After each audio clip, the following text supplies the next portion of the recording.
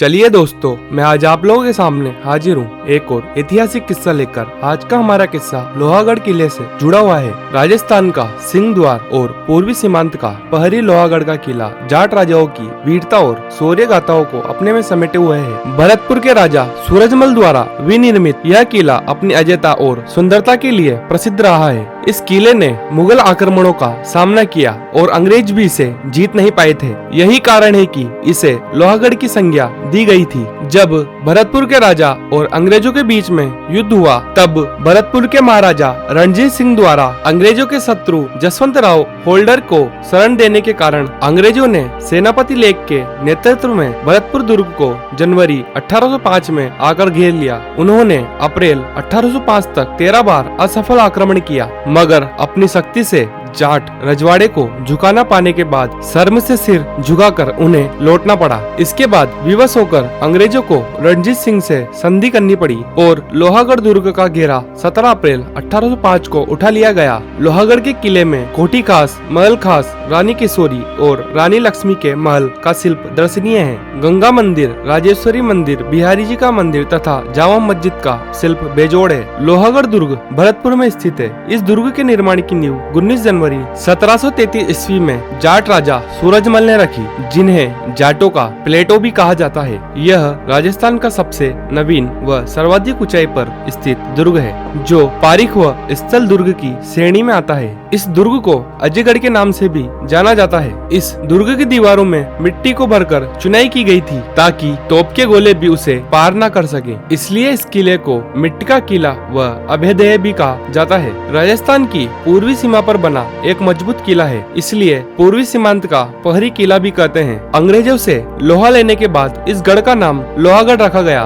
दुर्ग निर्माण की परंपरा में लोहागढ़ अंतिम दुर्ग है। अंग्रेजों की तोप के गोले किले की गारे की दीवारों से टकराने के बाद बेअसर होकर खुद ही खाई के जल में जा गिरते थे। नरेश जसवंत राव भागकर जब जाट राजा रणजीत सिंह के पास आए और शरण मांगी, तो इस जाट समाज ने उनकी सुरक्षा की पूरी जिम्मेदारी लेते हुए वचन दिया कि वह अपना सब कुछ न्यौछावर करके भी अपने अतिथि की रक्षा करेंगे। यह बात ब्रिटिश कमांडर लेक बुरी लगी तथा उसने रणजीत सिंह को एक संदेश भिजवाया और कहा कि वे होलकर को उनके हवाले कर दें। यदि वे ऐसा नहीं करते हैं तो उनकी मृत्यु के जिम्मेदार स्वयं होंगे। इस पर उन्होंने लेक को जवाब भिजवाया कि जाटों ने अपनी वीरता के दम पर सिर उठाकर जीना सीखा है, सिर झुकाना नहीं। इसके बाद रणजीत सिंह के इस जवाब में अंग्रेजी हुकूमत को खुली चुनौती थी, जिसे लेक ने स्वीकार कर लिया तथा अपार सेना बल, बंदूक तथा तोप के साथ लोहागढ़ को घेर लिया। तोप गोले ताकती रही, मगर हर एक गोला गोरी सरकार पर तमाचे की तरह निष्फल होकर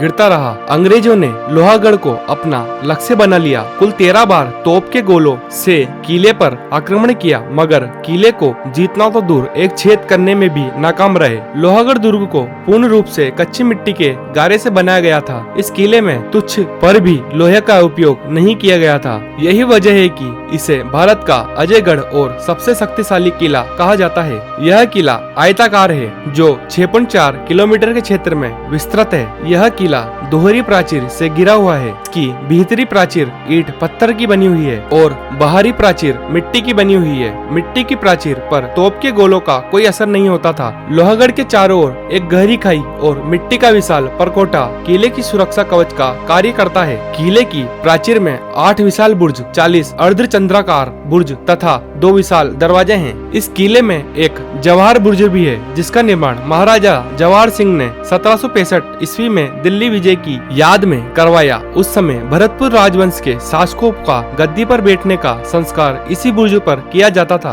बुर्ज की छत पर भित्ति चित्र है, जो अब बिगड़ रहे हैं। इस बुर्ज में मंडपों की एक श्रृंखला भी है। फतेह बुर्ज, इसका निर्माण ब्रिटिश सेना की करारी पराजय को चिरस्थायी बनाने हेतु 1806 में महाराजा रणजीत सिंह ने करवाया था। राजेश्वरी माता मंदिर, यह भरतपुर के जाट वंश की कुल देवी है। अष्टधातु किवाड़, इस दरवाजे को महाराजा जवाहर सिंह ने 1765 में मुगल शाही खजाने को लूटने के साथ ऐतिहासिक लाल किले से उतार कर लाए थे। यह दरवाजा वही दरवाजा है अलाउद्दीन खिलजी ने चित्तौड़गढ़ से उतारा था और दिल्ली के जीरा दरवाजे पर लगाया था। विजय स्तंभ एक लोहा स्तंभ है, जिसमें जाट राजाओं के वंश का समावेश है। भगवान कृष्ण से शुरू होकर वंशावली सिंधुपाल तक जाती है। जो भगवान कृष्ण कृष्ण के 64वें वंशज थे। यह महाराजा ब्रजेंद्र सिंह तक जाता है, जिन्होंने 1929 से 1948 तक शासन किया। वंशावली में वर्णित शासक यदुवंशी जाट है। जनवरी 1826 में भरतपुर राजघराने के आंतरिक कलह का लाभ उठाकर अंग्रेजों ने इस किले पर राज कर लिया था। इस दुर्ग में एक कचहरी भवन है। इस भवन का उपयोग दीवाने आम के रूप में होता था।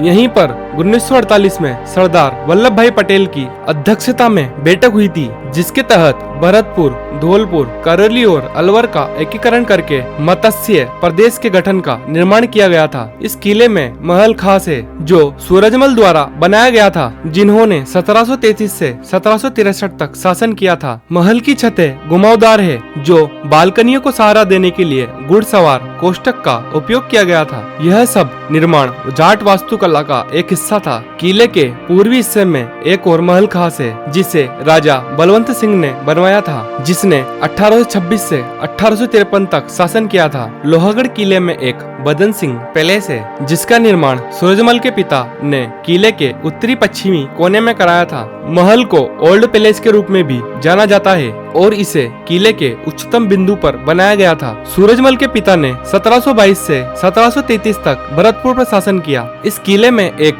गंगा मंदिर है, जिसे 1845 में राजा बलवंत सिंह द्वारा बनवाया गया था। राजा ने घोषणा की थी कि जो लोग निर्माण में शामिल हैं, उन्हें अपना 1 महीने का वेतन दान करना होगा। मंदिर की वास्तुकला बहुत ही सुंदर है। लोहागढ़ किले में एक लक्ष्मण मंदिर है, जो भगवान राम के भाई लक्ष्मण को समर्पित है। इस मंदिर का निर्माण पत्थर के काम का उपयोग करके किया गया था। दरवाजे से लेकर मेहराब और दीवारों तक की नक्काशी है। लोहागढ़ किले में कमरा पैलेस है। इस पैलेस को बदन सिंह महल के बगल में बनाया गया था और इसका इस्तेमाल हथियार और शस्त्रागार रखने के लिए किया गया था। महल को अब संग्रहालय में बदल दिया गया है, जिसमें जैन मूर्तियाँ, हथियारों का संग्रह और अरबी और संस्कृत पांडुलिपियाँ शामिल है। तो दोस्तों, मैं आपसे आशा करता हूँ कि आपको यह वीडियो अच्छी लगी होगी। ऐसी ही अन्य वीडियो के लिए आप मेरे चैनल नेक्स्ट थ्योरी को लाइक करें, शेयर करें एंड सब्सक्राइब करें एवं अपने सुझाव कमेंट बॉक्स में जरूर दें। जय हिंद, जय भारत।